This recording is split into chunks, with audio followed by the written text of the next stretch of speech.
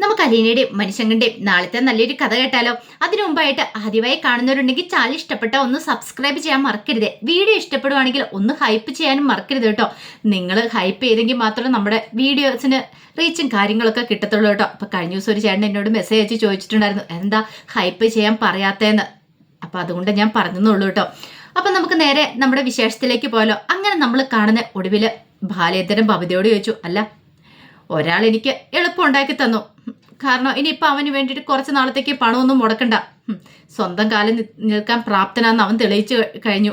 ഇനിയിപ്പം നിനക്ക് അങ്ങനെ എന്തെങ്കിലും ഉദ്ദേശമുണ്ടോ? അച്ഛനെ സഹായിക്കണം എന്തെങ്കിലും ഉദ്ദേശം ഉണ്ടോ എന്ന് ചോദിച്ചു. അത് കേട്ടോ ബബിതിയൊന്നും മിണ്ടാതിരിക്കുക. അല്ല നിനക്കും ഇനി ഇങ്ങനെ എന്തെങ്കിലുമൊക്കെ വഴി തിരഞ്ഞെടുക്കണം എന്നുണ്ടോ? അത് കേട്ടപ്പോൾ ബബിതയ്ക്ക് എന്ത് മറുപടി പറയാൻ നിർത്തില്ല. പെട്ടെന്ന് ബബിത പറഞ്ഞു, അച്ഛാ ഞാൻ അങ്ങനെ എന്തെങ്കിലും ഉണ്ടോ എന്ന് പറഞ്ഞേരെ, കാര്യങ്ങൾ കുറച്ചുകൂടി എളുപ്പമാവും. ഇനിയിപ്പോൾ ഇവിടെ നിന്നെല്ലാം ഇട്ടെറിഞ്ഞിട്ട് പോകണമെന്ന് മനസ്സിൽ എന്തെങ്കിലും ആഗ്രഹം ഉണ്ടെങ്കിൽ ഒന്ന് പറഞ്ഞേക്കണം കേട്ടോ എന്ന് പറഞ്ഞു. വെറുതെ ഞാൻ എന്തിനാ ഈ കണ്ട കഷ്ടപ്പാടൊക്കെ കിടന്ന് പെടുന്നതെന്ന് ചോദിച്ചു. ഈ സമയത്ത് അലീനയ്ക്ക് ഇതൊക്കെ കേട്ടോണ്ടിരുന്നപ്പോൾ സങ്കടമായി. അലീന പെട്ടെന്ന് അങ്ങോട്ട് വന്നിട്ട് പറഞ്ഞു, അച്ഛൻ എന്തൊക്കെയാ പറയണേ? അച്ഛനോട് ഡോക്ടർ പ്രത്യേകം പറഞ്ഞിട്ടില്ലേ കൂടുതൽ ടെൻഷൻ അടിക്കില്ല, മനസ്സിന് സ്ട്രെസ് കൊടുക്കില്ലെന്ന്. പിന്നെ ഇങ്ങനത്തെയുള്ള കാര്യങ്ങളൊക്കെ കണ്ടും കേട്ടും കഴിയുമ്പം നമുക്ക് സന്തോഷിക്കാൻ പറ്റുന്ന കാര്യങ്ങളാണല്ലോ നടക്കണേ. ഞാനും ഒരു മനുഷ്യജന്മം തന്നെയാണ്, പച്ചയായ മനുഷ്യൻ തന്നെയാ. എനിക്കിതൊക്കെ കണ്ടിട്ടും കേട്ടിട്ടും ചിന്തിക്കാതെ അല്ലെങ്കിൽ ഒന്നിനെക്കുറിച്ച് ഒരു വീട് വിചാരം ഇല്ലാതെ ഇരിക്കാനൊന്നും പറ്റില്ല. അച്ഛനായി പോയില്ലേ, മക്കളുണ്ടായി കഴിഞ്ഞിട്ടുണ്ടെങ്കിൽ അവരുടെ കാര്യത്തിൽ പിന്നെ ടെൻഷൻ അടിക്കാതിരിക്കാൻ പറ്റുമോയെന്ന് ചോദിച്ചു. പിന്നീട് ഭവതിയൊന്നും മിണ്ടാതെ അങ്ങോട്ട് കയറിപ്പോകാൻ തുടങ്ങിയപ്പോഴത്തേനും ബാലേന്ദ്രൻ പറഞ്ഞൊക്കെ നിനക്ക് മനസ്സിലായിട്ടുണ്ടായിരിക്കുമെന്ന് ഞാൻ വിചാരിക്കുന്നു. ഇനിയെല്ലാം നിന്റെ ഇഷ്ടമെന്ന് പറഞ്ഞു. കൂടുതലൊന്നും ഞാൻ പറയുന്നില്ല എന്ന് പറഞ്ഞു. കാരണം ബാലേന്ദ്രന് ബബിതയുടെ കാര്യത്തിൽ നല്ല സംശയം ഉണ്ടായിരുന്നു. ഇതിനു മുമ്പ് ബാലേന്ദ്രൻ ബബിതയുടെ ഫോൺ ഒരു തവണ മേടിച്ച് കഴിഞ്ഞപ്പോൾ അതിൻ്റെ ഫോണും ഫുള്ള് ലോക്കായിരുന്നു. അതുപോലെ തന്നെ വാട്സപ്പും ഇൻസ്റ്റാഗ്രാമും എല്ലാം ലോക്കിട്ട് വെച്ചിരിക്കുമായിരുന്നു, ആരും തുറക്കാതിരിക്കാൻ വേണ്ടിയിട്ട്. അന്ന് തന്നെ ബാലേന്ദ്രന് സംശയം തോന്നിയതാ ബബിതയുടെ കാര്യത്തിൽ. അത് മാത്രമല്ല അലീനെ പറയുകയും ചെയ്തു ബബിതേനെ ഒന്ന് ശ്രദ്ധിക്കണം എന്നൊക്കെ. കാരണം ബബിതയുടെ പോക്ക് അത്ര നല്ലതല്ലെന്ന് എനിക്കും അറിയായിരുന്നു. കാമുകനുണ്ടല്ലോ, എപ്പോൾ ഏത് നിമിഷം വെള്ളം ചാടിപ്പോവാന്ന് എനിക്കും അറിയാം. ഇതിനെക്കുറിച്ച് കുറച്ചൊക്കെ കാര്യങ്ങളൊക്കെ ബാലേന്ദ്രനും അറിയാവുന്നതുകൊണ്ടാണ്.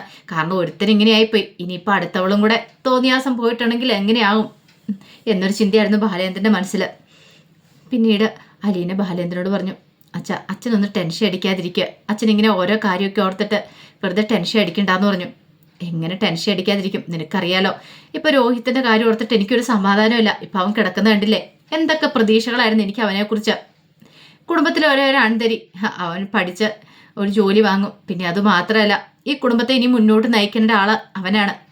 വയസ്സനാം കാലത്തൊരിറ്റ് വെള്ളം കിട്ടുമെന്ന് കരുതിയിരുന്ന അങ്ങനെ വലിയ വലിയ പ്രതീക്ഷകളൊന്നും വെക്കണ്ടെന്ന് മനസ്സിലായി. സ്വന്തം കാര്യങ്ങളും നേരെ ചൊവ്വേ നോക്കിയാൽ മതിയായിരുന്നു. ഇപ്പൊ അതുകൊണ്ടോ? നീ ഒന്ന് ആലോചിച്ച് നോക്കിയേ, പുറത്തിറങ്ങി നടക്കാൻ പറ്റുമോ? ബാക്കി എല്ലാവരുടെ നാണക്കേടും കാര്യങ്ങളും ഒക്കെ ഒന്ന് ആലോചിച്ച് നോക്കിയേ. ഇത് കേട്ടപ്പോൾ അലീന പറഞ്ഞു, ഇപ്പം എന്ത് ചെയ്യാൻ പറ്റുമോ വെച്ചാൽ നമുക്കൊന്നും ചെയ്യാൻ പറ്റില്ലല്ലോ.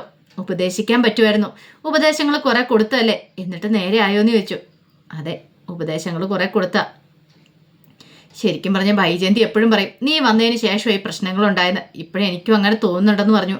അത് കേട്ട് കഴിഞ്ഞപ്പോൾ അലീനയ്ക്ക് ആപ്പാട് സങ്കടമായി. അലീന പറഞ്ഞു, അതെന്താ അച്ഛൻ അങ്ങനെ പറഞ്ഞേ? ഞാൻ ഇങ്ങോട്ടേക്ക് വരാൻ പാടില്ലായിരുന്നല്ലേ? അതെ, നീ വന്നോണ്ട് ഈ വീടിന് ഇത്രയും ദോഷങ്ങൾ എന്നൊക്കെ വൈജയന്തി പറയുന്നേ. പക്ഷേങ്കിൽ ഞാൻ അങ്ങനെ പറയുമെന്ന് നിനക്ക് തോന്നുന്നുണ്ടോ? നീ വന്നുകൊണ്ടാണ് പല കാര്യങ്ങളും ഇപ്പോൾ പുറത്ത് വന്നേന്ന് പറഞ്ഞു. ഇപ്പം നീ വന്നാലും ഇല്ലെങ്കിലും സംഭവിക്കേണ്ട കാര്യങ്ങളൊക്കെ സംഭവിക്കുക തന്നെ ചെയ്യും. ഈ സമയത്ത് അലീന പറഞ്ഞു, ശരിയാച്ചാ, അത് ശരി തന്നെയാ. പക്ഷെ ഞാനൊരു തെറ്റ് ചെയ്തു.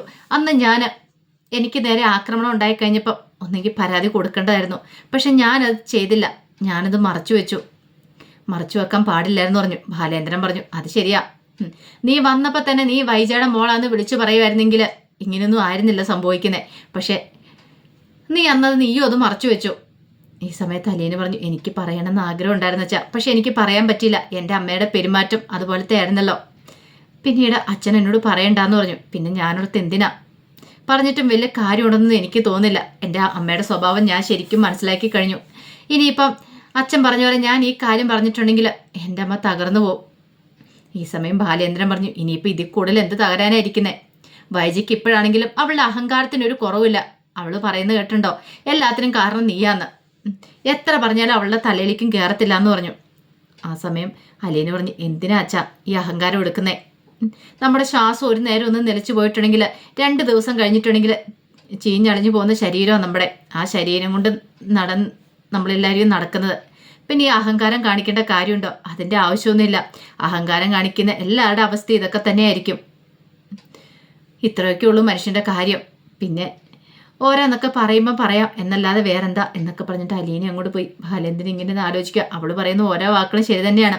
വൈജയന്തി എന്തൊക്കെ കാണിച്ചെന്ന് പറഞ്ഞാലും എന്തെങ്കിലും സംഭവിച്ചു പോയിട്ടുണ്ട്, അതോടുകൂടി തീർന്നു. ഈ പറയുന്ന വൈജയന്തി ഇനി ഇങ്ങോട്ടേക്ക് വരുവാണെങ്കിലും അലീന വേണം വൈജയൻ നോക്കാനായിട്ട്. പക്ഷേ അവളിങ്ങോട്ടേക്ക് വരാൻ കൂട്ടാക്കത്തില്ല. അവൾ എങ്ങോട്ട് പോയാലും അവൾക്ക് ഇവിടെ കിട്ടുന്നത്ര സുഖവും സൗകര്യം കിട്ടത്തില്ലെന്ന് ബാലേന്ദ്രൻ അറിയായിരുന്നു.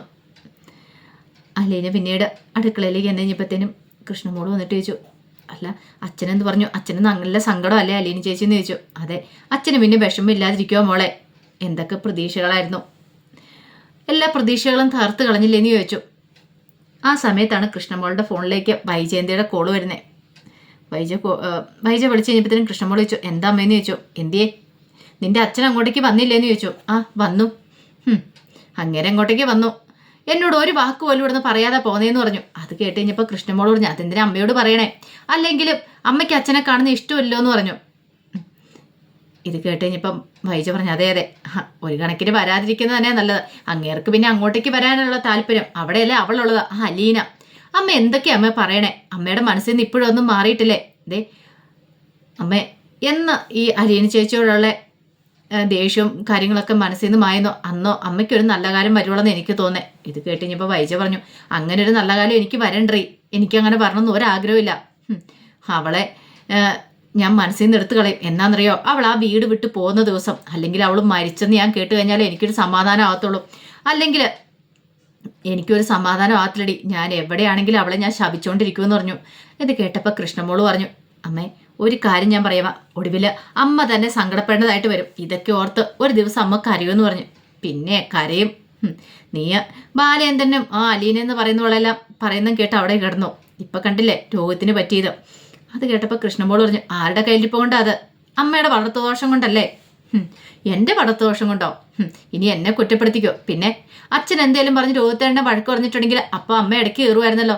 പിന്നെ എൻ്റെ മോൻ അങ്ങനെയൊന്നുമല്ല, എൻ്റെ മോൻ നല്ലവനാന്നും പറഞ്ഞിട്ട്. എന്നിട്ട് ഇപ്പം അമ്മ എന്താ ഒന്നും മിണ്ടാത്തെ?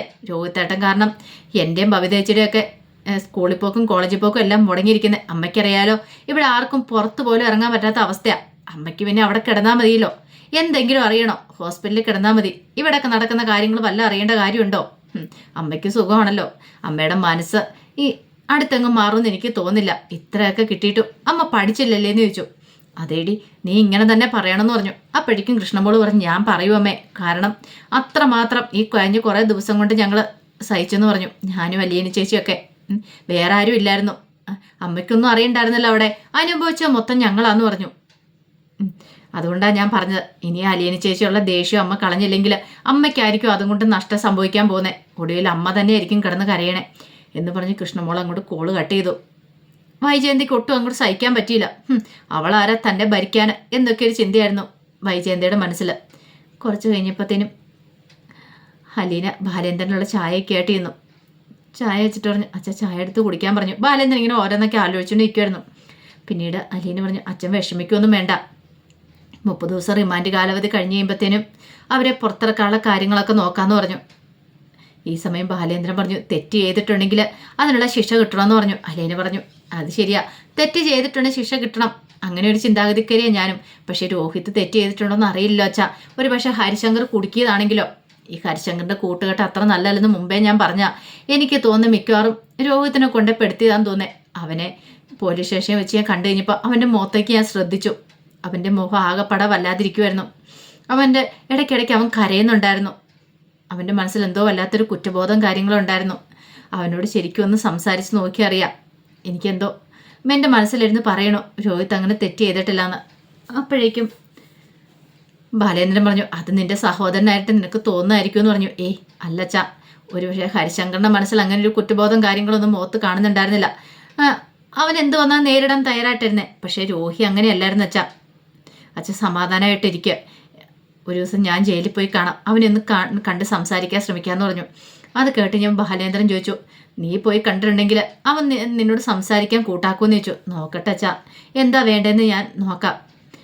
ഒരുപക്ഷെ തെറ്റ് ചെയ്തിട്ടില്ലെങ്കിൽ നമുക്ക് അവനെ രക്ഷിക്കാൻ പറ്റുമെങ്കിൽ രക്ഷിക്കാന്നൊക്കെ ബാലേന്ദ്രൻ ഉറപ്പ് കൊടുക്കണം അലീന. അപ്പം അതിൻ്റെ വിശേഷങ്ങളൊക്കെയാണ് നമ്മൾ കാണാൻ പോകുന്നത്. ആ വിശേഷങ്ങൾക്കായി നമുക്ക് എല്ലാവർക്കും കാത്തിരിക്കാം കേട്ടോ. ഒരിക്കൽ കൂടി എല്ലാവർക്കും ശുഭരാത്രി നേർന്നുകൊണ്ട് നിർത്തുന്നു. നന്ദി.